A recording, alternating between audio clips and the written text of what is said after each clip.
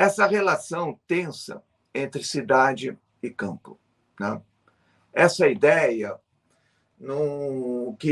que muitas vezes a gente... a cidade é extremamente helenizada, principalmente se tratando de Galileia, né? São cidades judaicas, a maioria da população é judaica, não pode pairar dúvida nisso. No entanto, são marcadamente helenizados. Mas a dicotomia ou as tensões não se dão exatamente por elas serem helenizadas e os camponeses judeus se oporem à helenização. Eu acho que o caminho é violência e injustiça. São esses dois pilares que assentam essas violentas tensões entre cidades e o mundo campesino.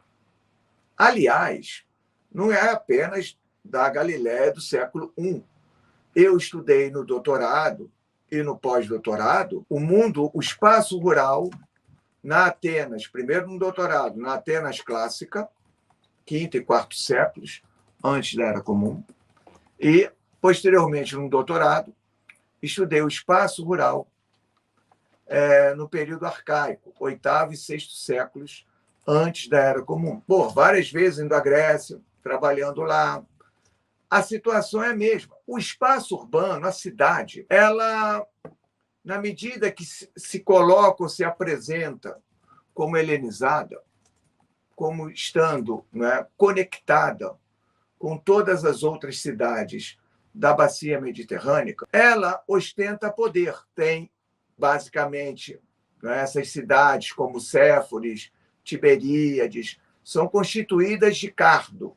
Isso é, uma grande avenida, extremamente larga, pavimentada, que já mostra, não é, um descompasso entre as pequenas aldeias e vilas que circundam Séforis ou que circundam Tiberíades, onde o chão é de terra batida. Não tem, entre aspas, paralelepípedo. Isso não está lá, pô. Então, esse cardo, essa grande avenida, esse grande eixo, normalmente são dois, né, que se cruzam no meio, né, já instauram ali uma espécie de monumentalidade. Ao longo dessas grandes avenidas, vocês podem olhar as fotos em Tiberíades, em Séforis, vocês vão ver essas grandes avenidas, né?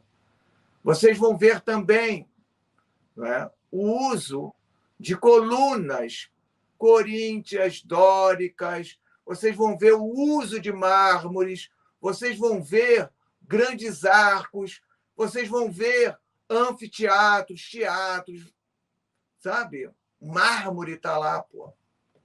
Mármore. Caramba!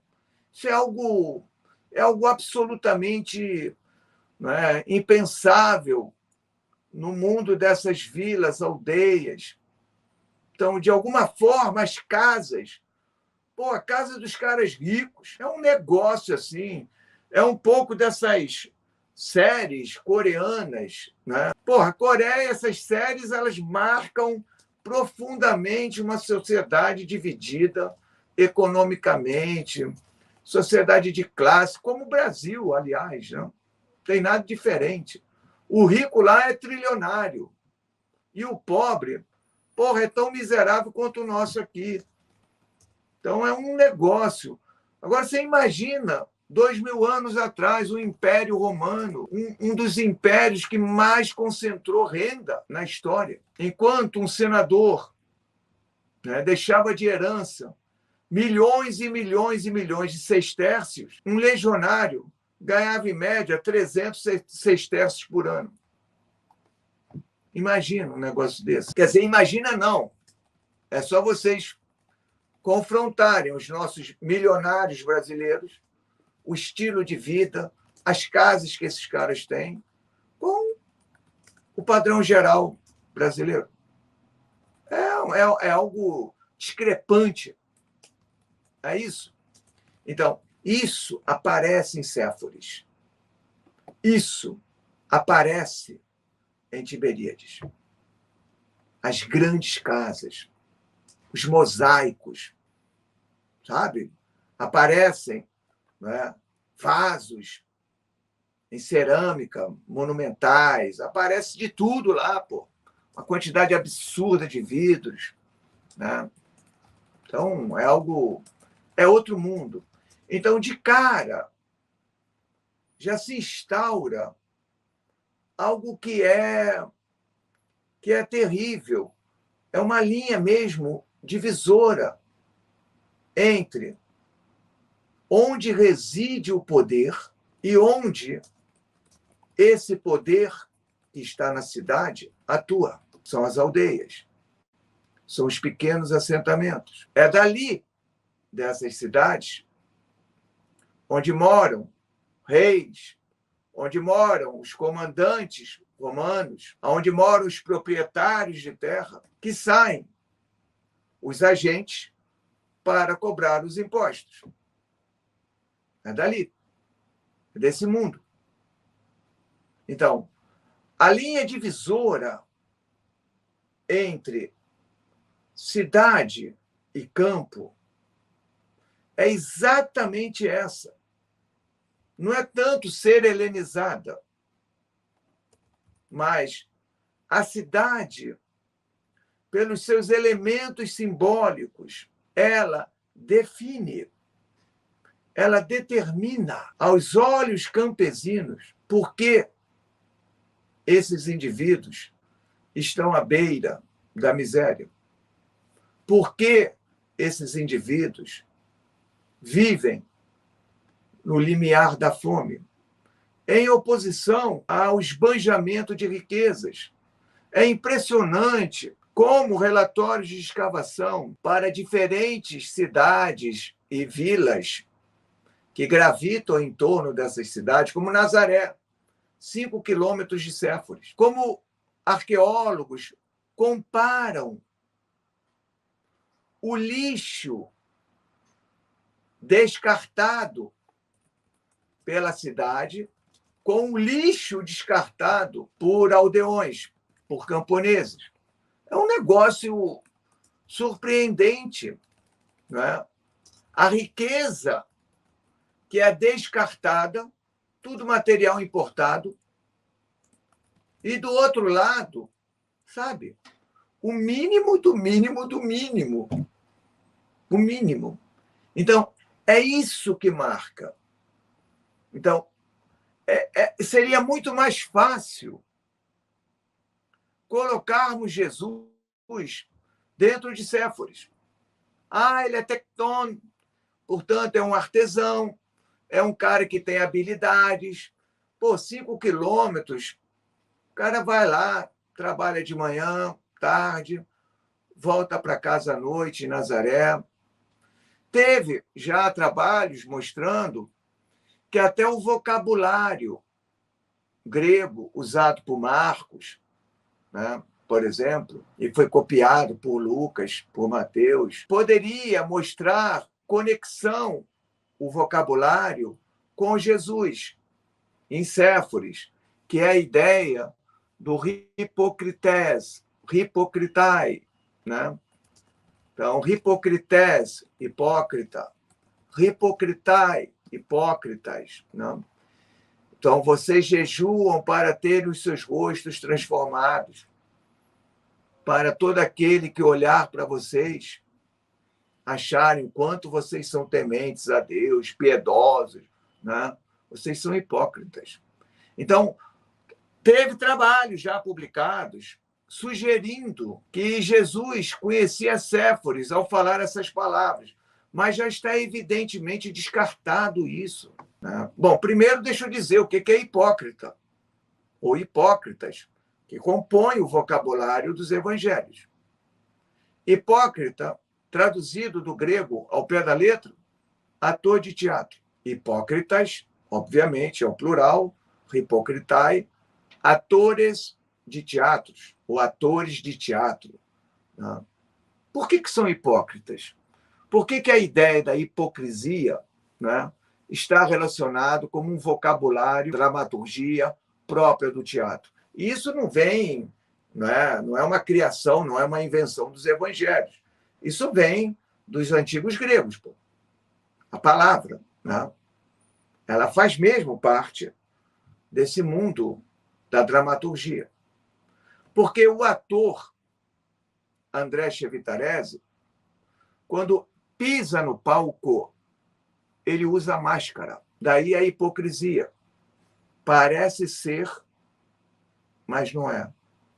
Ah, Pedrinho, o Pedrinho parece ser um sujeito bom, mas, na verdade, é um hipócrita, sabia?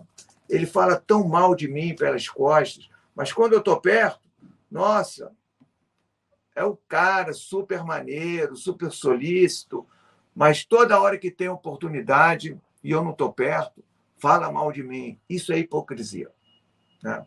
Então, o ator se dissocia da persona, da personagem. Então, no palco, ele usa máscara. Esse vocabulário, porque teatro tem Séforis, tem Tiberíades, não é?